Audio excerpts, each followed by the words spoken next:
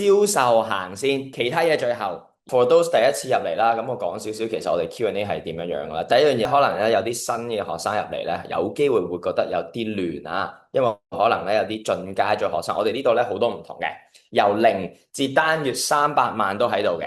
OK，咁所以咧我哋個系統裏面咧有好多唔同嘅階段啦。咁我哋 Q&A 咧的確係所有階段都一齊嘅。OK，咁希望唔好亂。今日有一個好大嘅消息，好多人都期待緊噶啦。第一樣嘢咧。就係我哋嘅 website analysis，我2個星期前就同大家講咗啦，今日咧就正式 launch 啦。咁我再嘢新嘅咧，就係我哋嘅 website analysis 咧，終於出咗嚟啦。如果你係仲做緊產品嘅，OK，而家亦都有個新嘅 function，唔使你下下擺 URL，你而家可以用圖片就已經可以 upload 到落去，問下我哋嘅系統適唔適合去做。嗱，又可以擺 Shopify、eBay、Temu、Shop App 嘅連結。喺呢度，呢個係我哋上個星期 launch 嘅。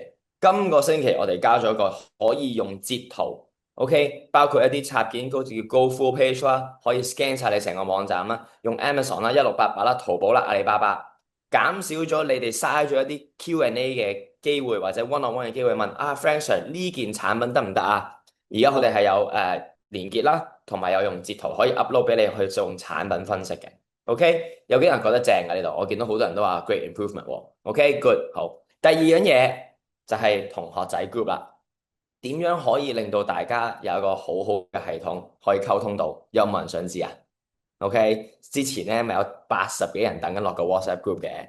咁我諗緊係 WhatsApp group 咁煩啊，又可能你哋大家 manage 唔到，係咪啊？我哋點啊？有個討論區。同 WhatsApp 一樣㗎，你可以直接帶 message。嗱，我做一個示範啦，即刻咧就上咗去好似 WhatsApp 咁㗎啦。即係我哋 integrate 埋個 WhatsApp function 喺我哋嘅 flow 時，唔使錢嘅。咁嚟緊啊，管理員啦，OK，俾埋你嚟緊睇啦。就係我哋其實咧呢度咧有好多學生咧係成日出到單嘅，有啲咧最快咧2個星期已經有單啦。所以咧慢慢我哋會分 tier，由未出單去到出咗單，由出咗一張單。去到第一個10萬，咁變咗我哋啲 user 咧就可以 interact with 大家，俾你哋知道佢哋去到邊個地步啦。第二樣嘢，我哋會逐步開放，唔係一次過開放嘅，所以我哋有個 wait list 嘅，到時我哋會安排。好老實，因為好多嘢都好新。如果你覺得我好似香港政府 launch 嘅全部嘢整整齊齊先 launch 咧，sorry 啊，我嘅鬼仔性格咧就唔係嘅，我係總之有乜嘢嘢就推出去啦。你俾啲 feedback 我就慢慢去 fix 啦，OK？所以希望大家可以容忍到我呢個性格，就係我想早啲 launch，中間可能有問題嘅，唔緊要，我會去 improve。OK？呢度有幾個問題嘅，第一，如果你有睇清楚嘅課程，嗱，記住，所有同學仔咧，所有成功嘅同學仔啊，係跟足我所有嘅指示，所有唔成功嘅同學仔咧，係冇跟足我嘅指示嘅啫，冇噶啦，就係咁簡單噶啦。咁嘅時候咧，你就已經係 fit 唔到喺我哋想做最輕鬆電商嘅模式，所以唔關揾供應商事嘅，大家千祈唔好覺得係供應商嘅問題。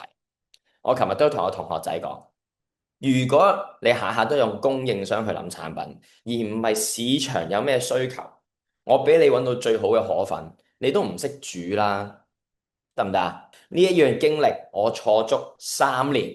我由供應商開始，所以唔該大家由前面開始先，揀咗市場需求，做咗網站，設計咗廣告，出埋第一張單，你先再去揾供應商都唔遲㗎，係咪啊？記住揀咗產品，做咗網站先，OK，先至搞供應商。個概念差唔多，可能你哋未扭到就係做咗產品，開咗網店。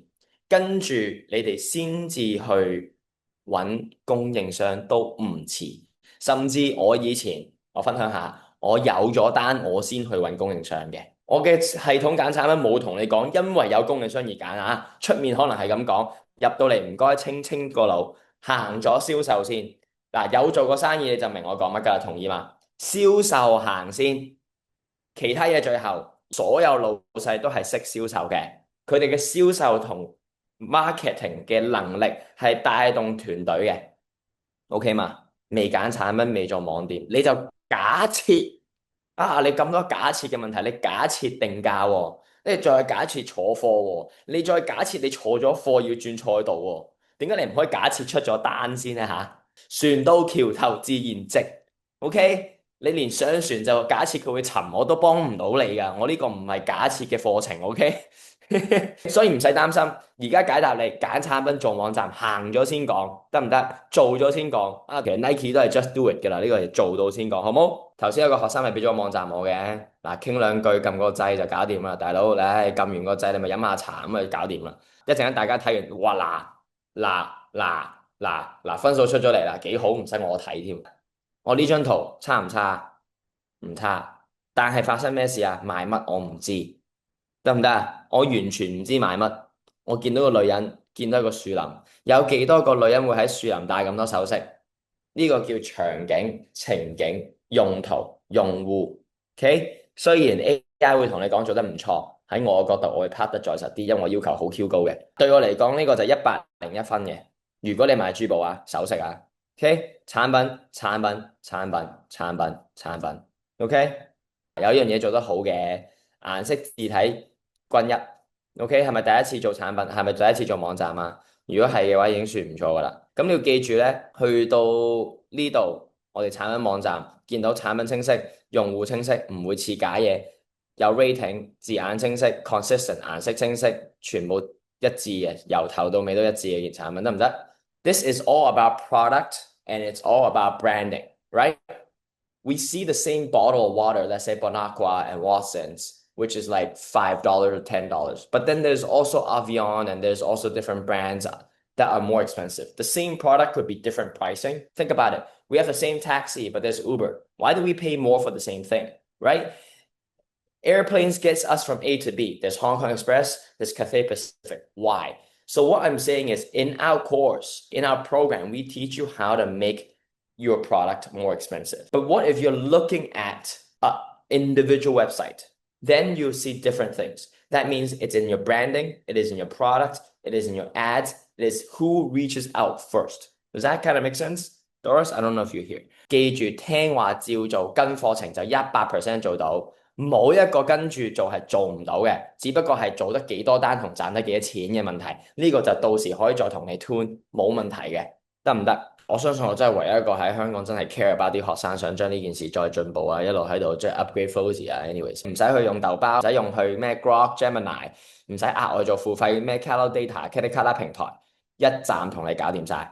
嚟緊會幫你做埋內容、剪埋片、出埋廣告、撳幾個掣，得唔得？記住大家加油努力，生意係你哋嘅，OK？你想改變就要擺知識，有嘢唔識，因為你揾緊錢，你揾緊你認知以外嘅錢。如果做你認知以內嘅錢，你做咗啦，得唔得？